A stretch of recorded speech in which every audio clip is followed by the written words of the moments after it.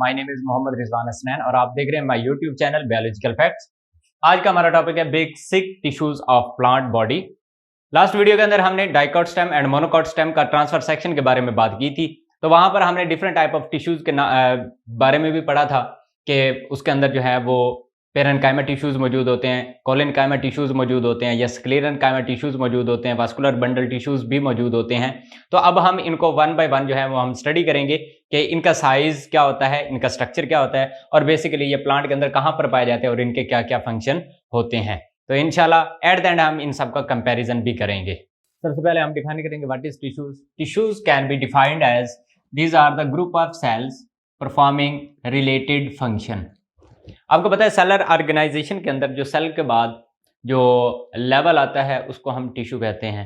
अब टिश्यू के अंदर क्या होता है कि एक जैसे फंक्शन सर अंजाम देने वाले जितने भी सेल्स होते हैं, ठीक है ना।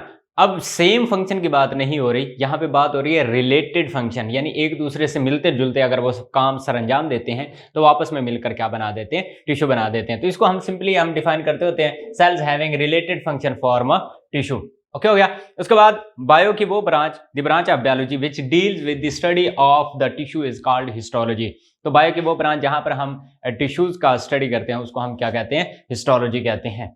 ठीक हो गया। अब हम बात करेंगे कैरेक्टरिस्टिक की। तो tissues have some characteristic that can be composed of many sales.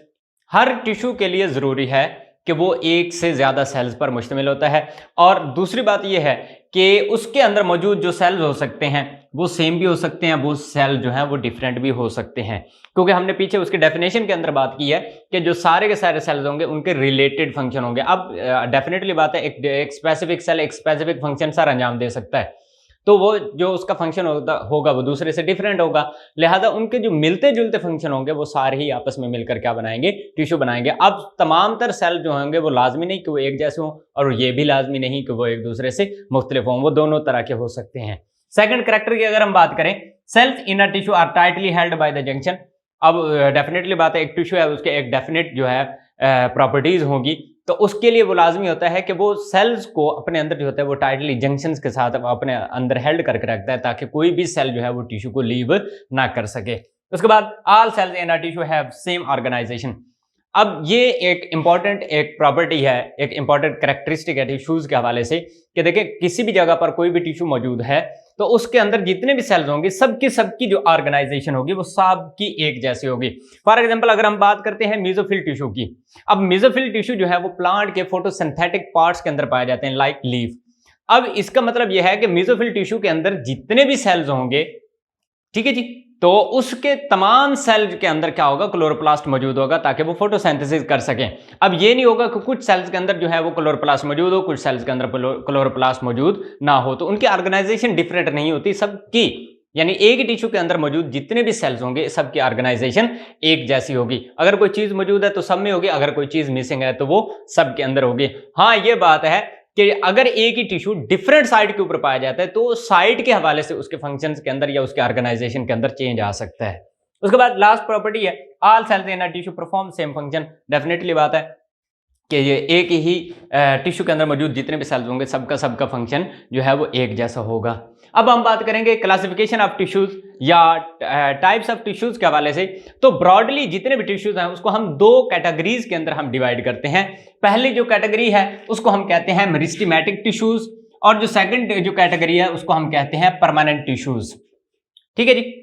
पहली बात मेरिस्टेमेटिक टिश्यूज, ये ऐसे टिश्यूज होते हैं दैट कंटेन डिवाइडिंग सेल्स। ऐसे टिश्यूज जिसके अंदर सेल्स के अंदर डिवाइड होने के पोटेंशियल या डिवाइड होने की जो एक्टिविटी है वो मौजूद रहती है, उन टिश्यूज को हम मेरिस्टेमेटिक टिश्यूज कहते हैं। अब ये जो टिश्यूज होते हैं या उनके अंदर सेल जो होते हैं वो डेफिनेटली बात है वो बहुत एक्टिवली डिवाइड होने वाले होते हैं। उनके अंदर डेंस साइटोप्लाज्म और एक डिस्टिंक्ट एक वाज़े न्यूक्लियस पाया जाता होता है ताकि वो डिवीजन के प्रोसेस को कैरी आउट कर सके। उसके बाद थिन वॉल्स होती हैं ताकि वो आसानी से जो है वो डिवाइड हो सके। उसके बाद फिर क्या होता है स्मॉल और नो वैक्यूल, उसके अंदर एक छोटा सा वैक्यूल होगा या वैक्यूल मौजूद नहीं होता क्योंकि डेफिनेटली बात है इन्होंने ज्यादा देर तक नहीं रहना, कुछ ही अरसे के बाद इन्होंने डिवाइड हो जाना है, इस वजह से इनके पास जो है वो बड़ा वैक्यूल मौजूद नहीं होता क्योंकि इन्होंने कोई चीज स्टोर नहीं करनी होती। अब इसके अगर हम मेरिस्टेमेटिक टिश्यूज की अगर हम बात करें तो इसके अंदर आते हैं यानी कि एपिकल मेरिस्टेम है जो कि प्लांट की हाइट में इजाफा करवाता है। डेफिनेटली बात है प्लांट की जो प्राइमरी ग्रोथ होती है उसके अंदर इजाफा होता है। तो उसके बाद सेकंड की अगर हम बात करें तो उसमें लेटरल मेरिस्टेम आता है, तो ये प्लांट की जो है वो सेकेंडरी ग्रोथ के अंदर इजाफा करवाता है, यानी प्लांट की विड्थ या गर्थ के अंदर इजाफा होता है। और थर्ड की अगर हम बात करें इंटरकैलरी मेरिस्टेम, तो ये ऐसे मेरिस्टेम होते हैं, ये ऐसे मेरिस्टेमेटिक टिश्यूज होते हैं जो कि नए लीव्स या नए फ्लावर्स जो होते हैं उनको बनाने की सलाहियत रखते हैं। अब हमारा मेन जो फोकस होगा वो हमारा होगा, डेफिनेटली बात है जो कि हम इस पूरे चैप्टर के अंदर पढ़ेंगे, वो हमारा होगा परमानेंट टिश्यूज की तरफ। तो परमानेंट टिश्यूज, इनको हम कैसे डिफाइन कर सकते हैं? तो ये परमानेंट टिश्यूज ऐसे टिश्यूज होते हैं जिनके अंदर नॉन डिवाइडिंग सेल्स मौजूद होते हैं, यानी ऐसे सेल्स होते हैं जो कि फर्दर जो है वो डिवाइड नहीं होते। अब परमानेंट टिश्यूज बनते कैसे हैं? These are found by the older meristematic tissues which lose ability to divide, they get differentiated into permanent tissues। Old पुराने मेरिस्टेमेटिक टिश्यूज जो कि अपनी डिवाइड होने की जो सलाहियत है उसको खो चुके होते हैं, यानी वो फर्दर डिवाइड नहीं होते, तो वो डेफिनेटली बात है वो डिफरेंशिएट होकर परमानेंट टिश्यूज के अंदर जो है वो कन्वर्ट हो जाते हैं। अब परमानेंट टिश्यू जो होते हैं इसको हम फर्दर दो कैटेगरीज के अंदर हम डिवाइड करते हैं on the base of type of cell. Characteristic के अंदर हमने पढ़ा कि सेल जो होते हैं वो सेम भी हो सकते हैं, सेल जो है वो एक दूसरे से डिफरेंट भी हो सकते हैं। उसी बुनियाद पर हम इसको दो कैटेगरीज के अंदर डिवाइड करते हैं। Number 1, simple permanent tissues, they contain similar type of cells. जो सिंपल परमानेंट टिश्यूज होते हैं इनके अंदर मौजूद जितने भी सेल्स होंगे वो सब के सब सेल जो होंगे वो एक ही टाइप के होंगे, यानी सिमिलर टाइप के होंगे, तो उसको हम क्या कहते हैं? सिंपल परमानेंट टिश्यूज कहते हैं। जबकि अगर हम कम्प्लेक्स परमानेंट टिश्यूज की बात करें तो कम्प्लेक्स परमानेंट टिश्यूज के अंदर जो होता है वो डिफरेंट टाइप ऑफ सेल्स मौजूद होते हैं, यानी डिफरेंट टाइप ऑफ सेल जो है मिलकर एक कंप्लीट टिश्यू बनाते हैं। तो इसमें से जो सिंपल परमानेंट टिश्यूज के एग्जांपल की अगर हम बात करें तो उसमें पैरेन्काइमा सेल जो होते हैं ये भी सिंपल में आते हैं, उसके बाद कोलेनकाइमा है या स्क्लेरेनकाइमा है, तो ये सिंपल परमानेंट टिश्यूज के अंदर आते हैं। जबकि अगर हम कम्प्लेक्स की अगर हम बात करें तो इसके अंदर जो है वो जाइलम और फ्लोएम भी आते हैं। अब यहाँ पे आप देख सकते हैं जो जाइलम होता है फर्दर इसके अंदर ट्रेकाइड मौजूद होते हैं, फाइबर्स मौजूद होते हैं, वेसल्स मौजूद होती हैं और जाइलम पैरेन्काइमा भी मौजूद होते हैं। इसी तरह अगर हम फ्लोएम की बात करें तो फ्लोएम के अंदर जो है वो सीव सेल मौजूद होता है, उसके बाद कंपेनियन सेल होते हैं, इसके अंदर फ्लोएम फाइबर्स होते हैं और फ्लोएम पैरेन्काइमा मौजूद होते हैं। तो इस तरह से डिफरेंट टाइप ऑफ सेल जो होते हैं वो मिलकर एक कंप्लीट टिश्यू बनाते हैं। सिंपल परमानेंट टिश्यूज के अंदर हमने देखा डिफरेंट टाइप ऑफ टिश्यूज, उसमें एक था नंबर 1 पैरेन्काइमा। तो पैरेन्काइमा टिश्यूज इसको हम कैसे डिफाइन कर सकते हैं? The tissues with the cells having thin and elastic cell walls are called parenchyma tissues। ये parenchyma tissues ऐसे टिश्यूज होते हैं जिसके अंदर मौजूद जितने भी सेल्स होते हैं उसकी प्राइमरी और सेकेंडरी दोनों जो सेल वॉल्स होती हैं वो थिन होती हैं, यानी बहुत बारीक होती हैं, एंड इलास्टिक होती हैं, यानी लचकदार होती हैं। ठीक है जी। तो इसको ऐसे टिश्यूज को जिनके अंदर मौजूद सेल्स की primary and secondary wall thin होती है और साथ में इलास्टिक होती है उसको हम क्या कहते हैं? पेरेन्काइमा टिश्यूज कहते हैं।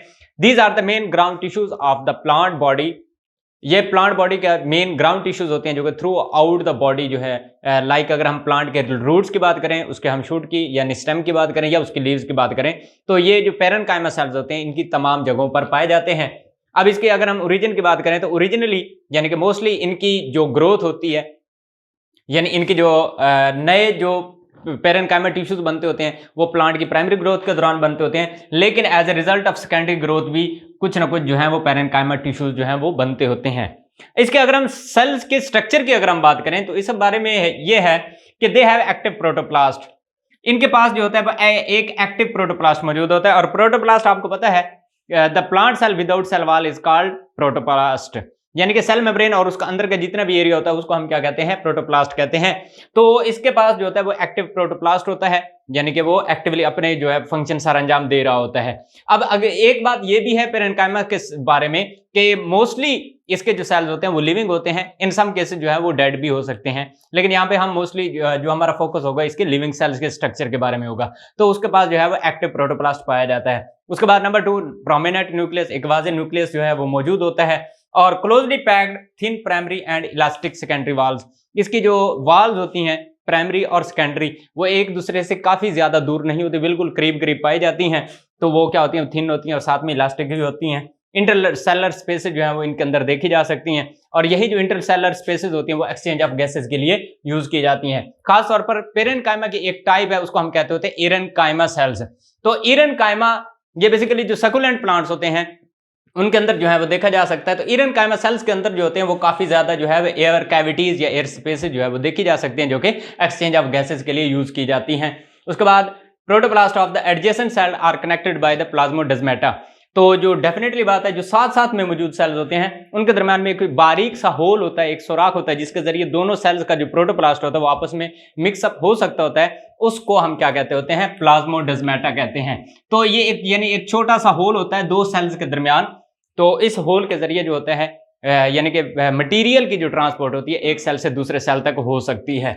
अब मोस्ट इंपॉर्टेंट जो होती है कि जो पेरेन्काइमा सेल्स हैं ये सारे के सारे होते तो एक जैसे हैं, लेकिन टिश्यू की फंक्शन और उसकी साइट की बुनियाद पर इनके अंदर मौजूद जो सेल्स होते हैं उनकी जो शेप होती है वो डिफरेंट होती है। तो इसके जो मोस्ट कॉमन है वो चार डिफरेंट जो है वो शेप्स देखी जा सकती हैं। नंबर 1 पॉलीहेड्रल है। पॉलीहेड्रल का मतलब होता है कि इसके अंदर मौजूद जो सेल्स होते हैं उनके कई सिरे देखे जा सकते होते हैं। इस तरह से यानी ये वाले जो फर्स्ट जो फोटोग्राफ है ये पॉलीहेड्रल का है, इसके अंदर मौजूद जो सेल्स होते हैं उनके काफी ज्यादा इर्रेगुलर जो है वो इसके कॉर्नर मौजूद होते हैं। उसके बाद नंबर 2 स्टेलेट है। These are found in stem and have developed air spaces। ये स्टेम के अंदर मोस्टली पाए जाते हैं और इसके अंदर जो है वो काफी ज्यादा एयर कैविटीज जो है या एयर स्पेसेस मौजूद होती हैं। उसके बाद नंबर 3 अगर हम बात करें तो इलोंगेटेड सेल्स। तो ये प्लांट की जो लीफ है, लीफ के अंदर जो मीजोफिल टिश्यूज का जो पैलिसेड मीजोफिल होता है उसके अंदर ये ज्यादातर पाए जाते हैं और ये क्या होते हैं, इलोंगेटेड होते हैं, यानी इनकी लेंथ जो है वो काफी ज्यादा होती है। उसके बाद नेक्स्ट है लोब्ड शेप सेल्स। तो ये क्या होते हैं, ये मोस्टली जो है वो प्लांट की जो स्पॉन्जी मीजोफिल होते हैं उसके अंदर देखे जा सकते हैं, बट इन सम प्लांट्स जो है ये पैलिसेड मीजोफिल के अंदर भी देखा जा सकता है। ये लास्ट वाला जो है आप देख सकते हैं कि इसके जो सेल्स हैं वो लोब शेप बना रहे हैं। तो ये चार डिफरेंट शेप्स जो है वो देखी जा सकती हैं, यानी कि पॉलीहेड्रल है, स्टेलेट है, इलोंगेटेड है, लोब्ड है, लेकिन इसके अलावा जो है वो सर्कुलर या ओवल शेप के सेल्स भी पेरेन्काइमा टिश्यूज का हिस्सा होते हैं। अब हम बात करेंगे फंक्शंस ऑफ पेरेन्काइमा सेल्स के बारे में। तो पहली बात ये है कि ये लेस स्पेशलाइज्ड होते हैं। लेस स्पेशलाइज्ड क्यों होते हैं? क्योंकि ये परमानेंट टिश्यूज होते हैं, ठीक है, परमानेंट सेल्स होते हैं, इस वजह से ये लेस स्पेशलाइज्ड होते हैं, लेकिन फिर भी ये जो है वो काफ़ी ज़्यादा एक्टिविटीज परफॉर्म कर सकते हैं। उसमें पहली है meristematic activity. Cells can perform meristematic activity under specialised condition. ये स्पेशलाइज्ड कंडीशन के अंदर जो है मेरिस्टेमेटिक एक्टिविटी शो कर सकते हैं। पहली बात यह है कि ये परमानेंट होते हैं, नॉन डिवाइडिंग सेल्स होते हैं, लेकिन एक खास कंडीशन के अंदर, किस कंडीशन के अंदर, जब वाउंड हीलिंग का टाइम हो, रीजनरेशन करनी हो या ग्राफ्ट की रीयूनियन का टाइम हो, तो उस दौरान में आपको पता है मेरिस्टेमेटिक एक्टिविटी का होना जरूरी होता है। तो उन कंडीशन के अंदर जो पेरेन्काइमा सेल्स होते हैं वो मेरिस्टेमेटिक एक्टिविटी शो कर सकते हैं, यानी कि वो सेल डिवाइड हो सकते हैं और नए सेल जो है वो बना सकते होते हैं। तो ये स्पेशलाइज्ड कंडीशन के अंदर जो है वो मेरिस्टेमेटिक एक्टिविटी शो कर सकते होते हैं, अदरवाइज जो है ये सेल्स के अंदर मेरिस्टेमेटिक एक्टिविटी नहीं पाई जा सकती। सेकंड फंक्शन की अगर हम बात करें तो वो होती है फोटोसिंथेसिस। आपको पता है लीफ के अंदर जो मौजूद जो मीजोफिल टिश्यूज होते हैं वो बेसिकली क्या होते हैं, पेरेन्काइमा सेल्स ही होते हैं। तो उनके अंदर जो होते हैं काफी ज्यादा तादाद में क्लोरोप्लास्ट मौजूद होते हैं और क्लोरोप्लास्ट की मौजूदगी की वजह से ये फोटोसिंथेसिस के अंदर जो है इन्वॉल्व होते हैं। और ऐसे सेल्स को जिनके अंदर क्लोरोप्लास्ट पाए जाते हैं उनको हम असिमिलेटरी या क्लोरेन्काइमा सेल्स कहते हैं। उसके बाद थर्ड अगर हम बात करें तो वो आती होती है स्टोरेज। ये क्योंकि काफी ज्यादा तादाद में पाए जाते हैं तो इनके पास काफी ज्यादा कैपेसिटी होती है कि ये अपने अंदर different things like starch, food, fat, oils वगैरह को अपने अंदर जो है वो स्टोर कर सकते हैं। और ऐसे पेरेन्काइमा जो जिनके पास स्टोरेज की सलाहियत मौजूद होती है उनको हम स्टोरेज पेरेन्काइमा का नाम देते हैं। उसके बाद नेक्स्ट है स्टोरेज ऑफ वाटर।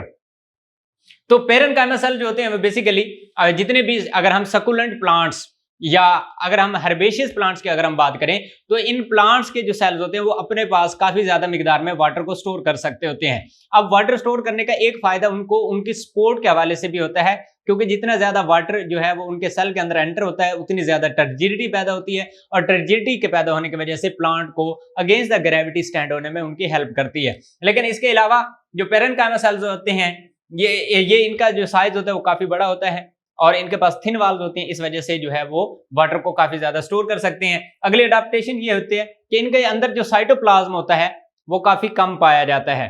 तो साइटोप्लाज्म कम होने की वजह से वैक्यूल को एक इनफ स्पेस मिल जाती है कि वो अपने आप को वहां पर मतलब एक्सपेंड कर सकता है। एक्सपेंड होने की वजह से वो काफी ज्यादा वाटर को स्टोर कर सकता है। नेक्स्ट जो एक अडेप्टेशन है वैक्यूल के हवाले से कि वैक्यूल के अंदर एक म्यूसिलिजिनस जो है वो सैप पाया जाता है और वो सैप की खासियत यह है कि वो वाटर जो सेल्स होते हैं सेल्स की वाटर होल्डिंग कैपेसिटी को इंक्रीज कर सकता है। जो फिफ्थ इनका फंक्शन है, ये ग्राउंड टिश्यूज होते हैं ये हमने इसके इंट्रोडक्शन के अंदर भी हमने पढ़ा था कि ये प्लांट के ग्राउंड टिश्यूज होते हैं, प्लांट के जो रूट होते हैं, स्टेम होता है, ये लीव्स होते हैं, उनके अंदर पाए जाने वाली जो सबसे ज्यादा तादाद होती है वो इन पेरेन्काइमा टिश्यूज या पेरेन्काइमा सेल्स की होती है। नेक्स्ट है पिगमेंटेड सेल्स। तो ये जो पेरेन्काइमा सेल्स होते हैं इनके अंदर डिफरेंट टाइप ऑफ पिगमेंट्स भी पाए जाते हैं, उनको हम क्या कहते होते हैं, क्रोमोप्लास्ट कहते हैं। तो इन क्रोमोप्लास्ट की वजह से आपको पता है बेसिकली वर्ड जो क्रोमो होता है उसका मतलब होता है कलर, प्लास्ट का मतलब होता है बॉडीज। तो ये कलरिंग बॉडीज होती हैं जो कि पेरेन्काइमा सेल्स के अंदर पाए जाते हैं। आपने फ्लावर्स देखे होंगे, फ्लावर की जो पेटल होती है उनकी डिफरेंट कलर्स होते हैं, तो वो जितने भी डिफरेंट कलर्स होते हैं वो इन क्रोमोप्लास्ट की वजह से होते हैं और उनके अंदर मौजूद पिगमेंट्स की वजह से होते हैं। तो बेसिकली ये जो फ्रूट का कलर होता है या फ्लावर का कलर होता है वो बेसिकली जो पेरेन्काइमा सेल्स के अंदर मौजूद जो पिगमेंट्स होते हैं उनके शो होने की वजह से होता है। इन द एंड जो होते हैं ये they can also act as a secretory and excretory structure. तो प्लांट के अंदर जो होते हैं डिफरेंट सिक्रीशंस के हवाले से बात करें या एक्सक्रीशन के हवाले से बात करें, लाइक रीजन्स हैं, गम्स हैं, तो ये सिक्रीशन और एक्सक्रीशन के हवाले से भी प्लांट के अंदर काफ़ी ज़्यादा अपना अहम किरदार अदा कर सकते हैं। तो ये था पेरेन्काइमा के बारे में। इसके अंदर हमने इसके सेल्स का स्ट्रक्चर देखा, फंक्शन देखा, साइज के हवाले से हमने बात की। इंशाल्लाह नेक्स्ट वीडियो के अंदर हम बात करेंगे collenchyma cells, then parenchyma cells के बारे में। तब तक अपनी दुआओं में याद रखिएगा। अल्लाह हाफिज़।